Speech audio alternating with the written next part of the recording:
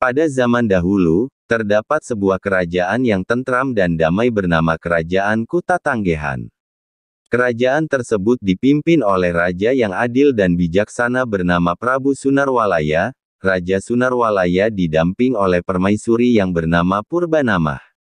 Namun, raja dan permaisuri belum juga mempunyai seorang anak. Mereka sudah cukup lama menikah. Raja sering sekali termenung sedangkan permaisuri hanya dapat mengeluarkan air mata. Berbagai upaya sudah dilakukan, termasuk menggunakan ramuan-ramuan yang dimakan, baik oleh sang raja ataupun permaisuri.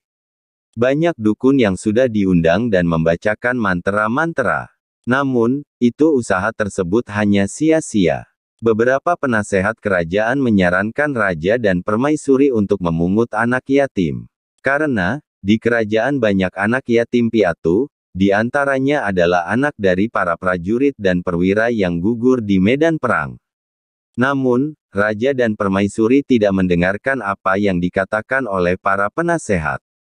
Karena mereka berpikir, anak pungut pasti sangat berbeda dengan anak sendiri. Suatu hari, raja memutuskan untuk pergi bertapa. Ia pergi bertapa ke dalam hutan.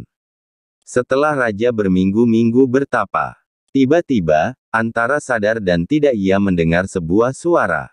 "Hai Prabu, apa yang kamu inginkan? Sehingga kau datang ke sini untuk bertapa?" "Hamba menginginkan seorang anak," jawab sang raja. "Bukankah kamu dapat memungut seorang anak?" tanya suara itu. "Hamba menginginkan anak sendiri dan darah daging sendiri," jawab raja lagi. "Jadi, kamu hanya menginginkan anak sendiri?" tanya suara itu. "Ya, bagaimanapun keadaannya. Anak sendiri lebih baik dari anak pungut," jawab sang raja. "Baiklah jika itu yang kau inginkan. Sekarang, pulanglah." Mendengar suara tersebut, raja pun kembali pulang ke istana. Beberapa waktu setelah kejadian tersebut, permaisuri hamil. Seluruh kerajaan merasa sangat senang dengan kabar tersebut. Banyak warga kerajaan yang mengirim hadiah kepada raja dan ratu sebagai bentuk rasa senang mereka. Akhirnya, hari yang ditunggu pun tiba. Permaisuri melahirkan seorang bayi perempuan. Kelahiran sang putri disambut dengan pesta 7 hari 7 malam. Sang putri pun diberi nama Putri Gilang Rukmini. Untuk menyambut kelahiran sang putri, banyak sekali warga kerajaan mengirimkan berbagai macam hadiah yang sangat mahal. Sang putri pun menjadi seorang remaja. Ia sangat cantik.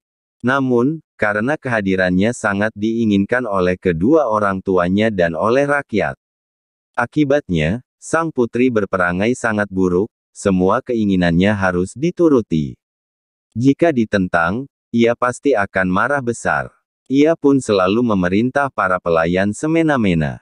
Tidak jarang ia selalu bertingkah kasar dan menggunakan kata-kata yang tidak layak keluar dari seorang putri.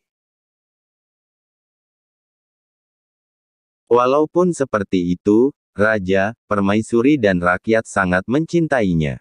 Putri pun tumbuh semakin dewasa, ia semakin bertambah cantik. Pada usianya yang ke-17 tahun, tidak ada putri lain atau gadis dari kerajaan yang menandingi kecantikannya. Sebelum ulang tahunnya yang ke-17, rakyat memberikan hadiah kepadanya. Dari berbagai pelosok, hadiah-hadiah tersebut berupa barang-barang yang sangat berharga. Seperti, emas, uang, perhiasan-perhiasan dan permata. Raja sangat berterima kasih kepada seluruh rakyat atas kecintaannya kepada putrinya tersebut. Ia hanya mengambil beberapa perhiasan dan permata. Perhiasan tersebut ia serahkan kepada tukang emas untuk dibuat menjadi perhiasan baru yang lebih besar dan lebih indah. Dengan senang hati, seorang empu pembuat perhiasan emas membuat perhiasan berbentuk kalung yang sangat indah. Kalung itu menggambarkan tanaman dengan daun-daun dari emas dan perak, serta bunga-bunga dan buah-buahan dari permata yang berwarna-warni. Seluruh warga kerajaan benar-benar sangat menunggu penyerahan kalung tersebut kepada sang putri pada saat ulang tahunnya yang ke-17. Ketika tiba saatnya, berkumpullah warga Kutatanggehan di halaman istana. Mereka mengalah ke arah anjungan. tempat raja dan keluarga istana. Tidak lama kemudian, raja dengan didamping permaisuri dan para bangsawan pun keluarlah dari dalam istana. Raja melambaikan tangan kepada rakyatnya dan disambut sorak-sorai oleh mereka. Sorak-sorai kembali ketika Putri Gilang Rukmini datang diiringi belasan orang inang pengasuh. Sang putri sangat cantik bagaikan bidadari. Karena kecantikannya banyak orang terpesona dan berhenti bersorak-sorai. Warga Kuta Tanggahan yang baik, sebelum upacara selamatan untuk menyambut usia 17 tahun anakku, saya akan menyampaikan hadiah kalian untuk Putri Gilang Rukmini. Biarlah ia tahu betapa besar cinta kalian kepadanya, kata sang raja. Mendengar hal tersebut rakyat pun kembali bersorak-sorai. Setelah tenang kembali, raja membuka sebuah kotak yang berukir yang terbuat dari kayu cendana dan mengeluarkan kalung buatan sang empu. Anakku Gilang Rukmini, ini adalah sebuah hadiah dari warga kerajaan sebagai kegembiraan mereka karena saat ini kau sudah menginjak dewasa. Kalung ini adalah ungkapan kasih sayang mereka kepadamu. Pakailah nak, supaya mereka melihat kau dapat menerimanya dengan gembira, ujar sang raja. Sang putri pun menerima kalung tersebut, ia terdiam sejenak. Jelek sekali kalung ini. Aku tidak suka, katanya melemparkan kalung tersebut. Kalung itu pun putus berceceran. Hadirin membisu menyaksikan peristiwa itu. Tidak ada satu orang pun yang bergerak dan berkata-kata.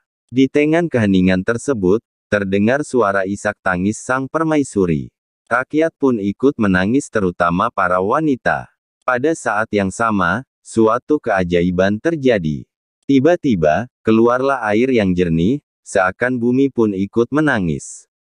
Air itu pun keluar hingga menjadi mata air yang besar dan dalam waktu sekejap telah membentuk sebuah danau.